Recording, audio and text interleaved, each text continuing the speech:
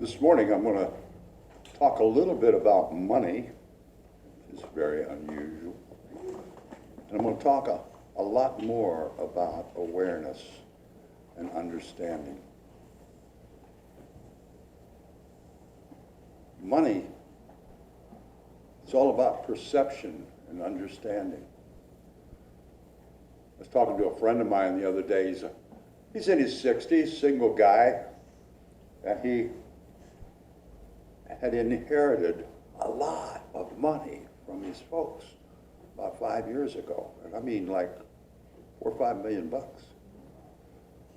And I said, how you doing? He said, well, not so good. He said, I got to get a job. I said, you got to get a job? He said, yeah. Fact of the matter is I'm broke. Broke? I can't believe it. He said, yeah. He said, when I came into that money, he said, you know, I always drank a little, but I started drinking a lot. And I discovered cocaine. And I spent a lot of money chasing women.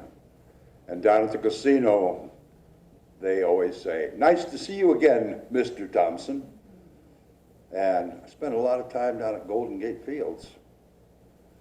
And he said, but if I had to be truthful, the rest of it I just squandered.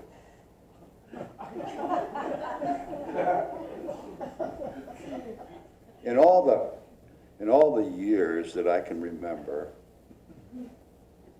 I was talking to Vivian about this the other day, about money. Vivian was here for 20 years as minister, and she said, I don't ever recall speaking about money.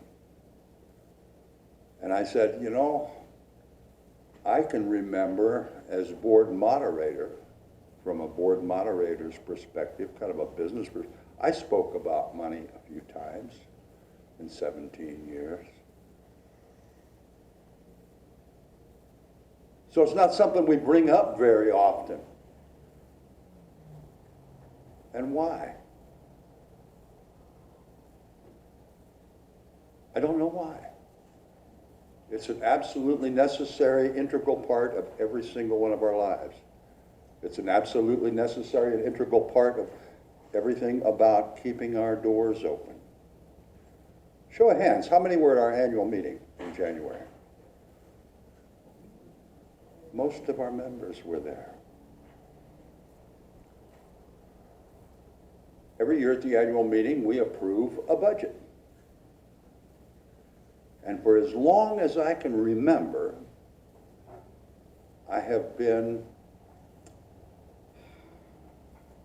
amazed at the amount of trust that the congregation has shown to the board in just accepting, without question, the proposed budget every year. And in all the years, I think most of the questions when we talk about the budget and the finances have been, what does that mean? Like housing allowance. Not the amount or the necessity, but just clarification of what some of the terms mean on the budget. And that's wonderful that the congregation accepts what the board has recommended. I think that's phenomenal. But I think in doing so, like last year, the budget was approved, if I recall, unanimously. There wasn't a single no vote or abstention. And that's been the case for years. But I wonder if we're truly aware of what we approved, the responsibility that goes along with that. Today I'm going to talk about mostly awareness, a little bit about money. I want to talk about some facts, a few numbers, but it's mostly kind of a wake-up call for our conscious awareness. This thing called money and participation.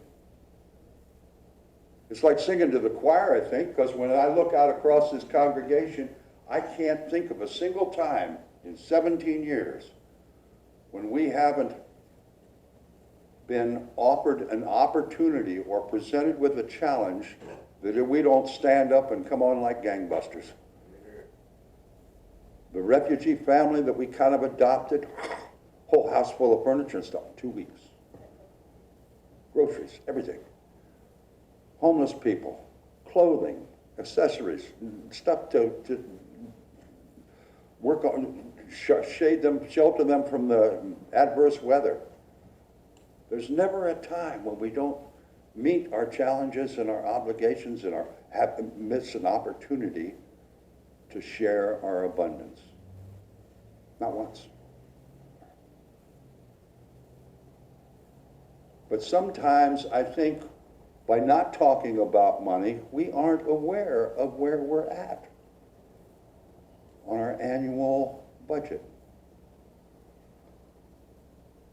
A few questions, let's test your awareness a little bit. Anybody have an idea of what it costs to keep our doors open every week? Any idea? You all had a budget sheet. And by the way, I just printed out a few extras that I'll put by the back door if you'd like to maybe take another look and heighten your awareness a little bit. It costs $1,100 a week. We ask our treasurer to write $1,100 of checks every single week. Are we aware of what, as members, our responsibility is to contributing to that expectation of check writing that we lay up on our treasurer? We're a few $1,000s behind this year on our budget. And that few $1,000s is exactly kind of what we're behind on our projected Sunday income. I don't expect any of you to sit down and write a check today. That's not the purpose of this. I'm going to share with you some dialogue that I have with myself often for years about money and how to talk about money and how to increase our awareness and understanding without asking for money. Because I have been adamant about not asking for money. That's not what we do at Church of the Oaks.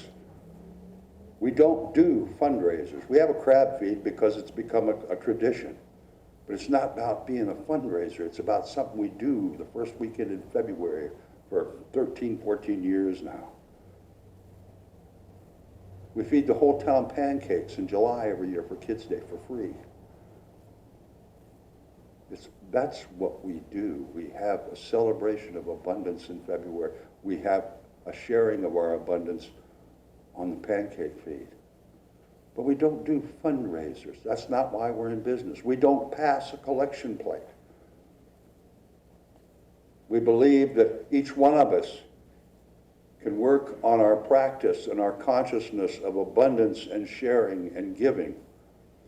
And by having the basket in the back, that gives us the opportunity to work on that practice and be consciously aware and consciously choose to give our money. Just like when we collect goods for the homeless or goods for a refugee family or any other crisis that might show up. It's an opportunity for us to work on that practice, to be consciously aware of sharing our abundance. And as we do that, there is nothing in our life experience that gives us more satisfaction, more joy, and express our love for our fellow human beings than by sharing our abundance. Amen. Nothing.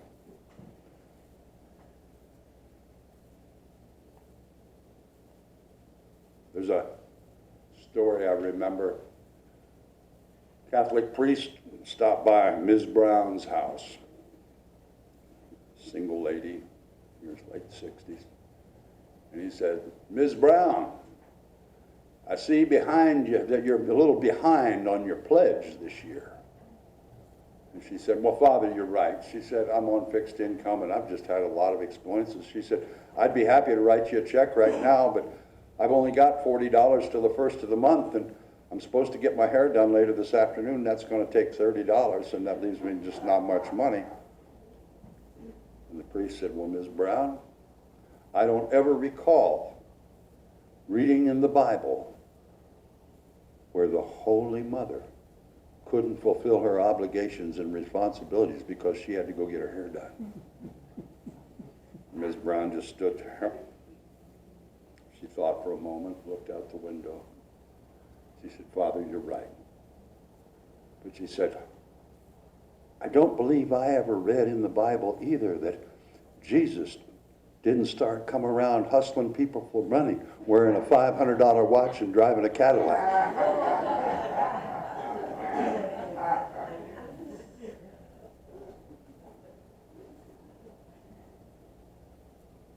You know, I see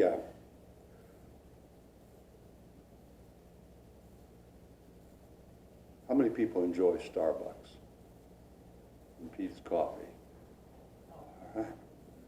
Well, on our Sunday morning basket, I see a lot of $5 bills. And I don't know much about Starbucks, so I'm going to kind of paraphrase here. But if you go to Starbucks and you get one of those double mocha latte cappuccino frappe things with the sprinkles, it's got to be at least $5.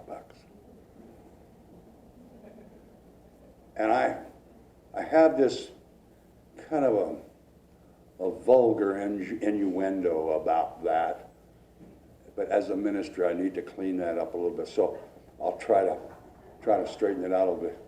You know, you have one of those, whatever I just said, with the sprinkles, and in about an hour, you flush it down the toilet. Now, I don't know about Starbucks. I've never had one of those things with sprinkles. But I know that every day when I pay $8 for a pack of cigarettes, I consciously sit down and I set those suckers on fire one by one and burn them up. Being fully aware of what it does to my health and shortening my life. All of us do that. Which leads me to the conclusion, maybe it's time that I sit down and reevaluate, reconsider my priorities. If you look on your order of service, there's a quote about there that says, don't tell me what your priorities are. Just let me see where you spend your money, and I'll tell you what your priorities are.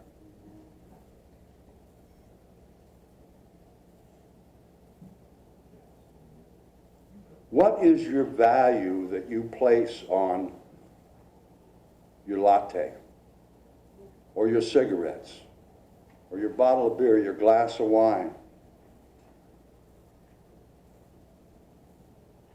Most of us eat out. We sit down and we order a nice dinner and a glass of wine. Bill's $20, $25. We leave a $5 bill for a tip. We spend $5 for about 7 minutes of mediocre, or maybe really good service. What importance does that does that serve in your life? What importance does coming here on Sunday serve in your life? I have to believe it has some importance. You keep coming back year after year, week after week. What is that worth? That first quote on your order of service says something about you are your greatest asset. And spend your time and your talent and your thought and your treasure on enhancing, training, and reviving and supporting your greatest asset. And like I said earlier this morning, every one of us comes here, I believe, for the purpose of enriching our lives. We're getting more and more in touch with that divine, that infinite wellspring of knowledge and love and patience and acceptance. What's that worth in our lives? We take so many things for granted. And it all comes back to those two words that we start every Sunday with: our awareness and our understanding. You know, I dialogue, I have ideas and thoughts about how to increase our understanding about money and finance and prudence in our operation. Somebody said, well, we could do pledge cards or something.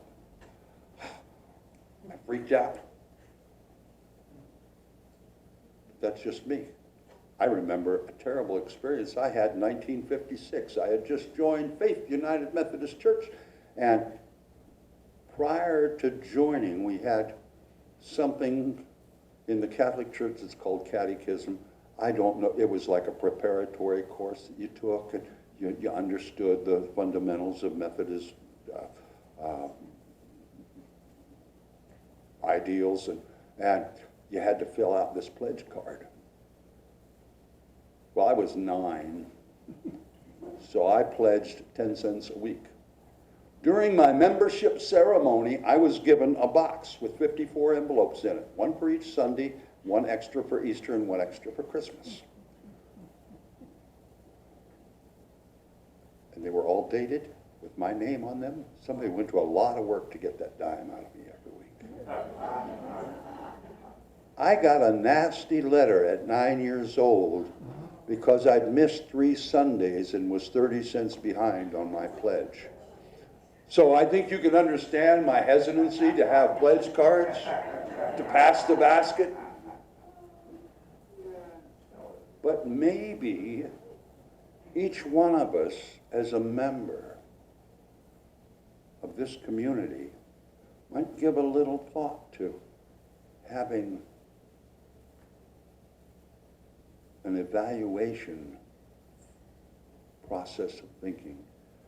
And maybe a personal pledge might be something that works for some of you. And it's all about determining value. What's the value in your relationship? What's the value in what you receive here on Sunday? What's the value you get at Starbucks every morning? It's all about being aware. Consciously awake.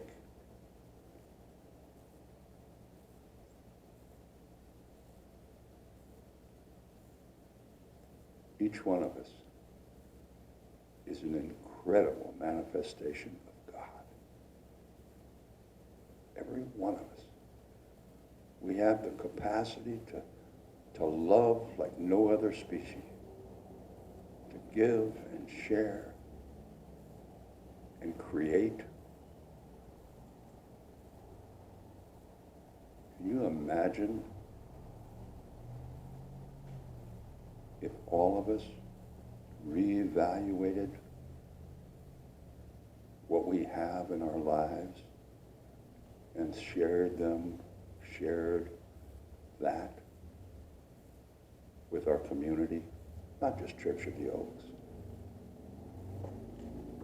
When we join here at Church of the Oaks, we ask you to share your time, your talent, your thought, and your treasure, not necessarily with Church of the Oaks, but with your community, with the universe.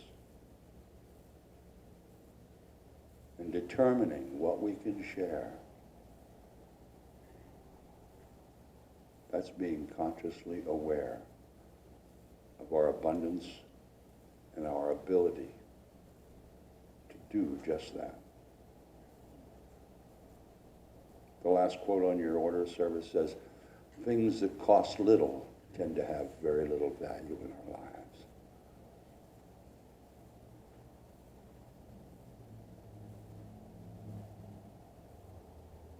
I ask each one of you to go home and have a dialogue with yourself about determining what's valuable in your lives and then invest in it. Give to it, whatever it is.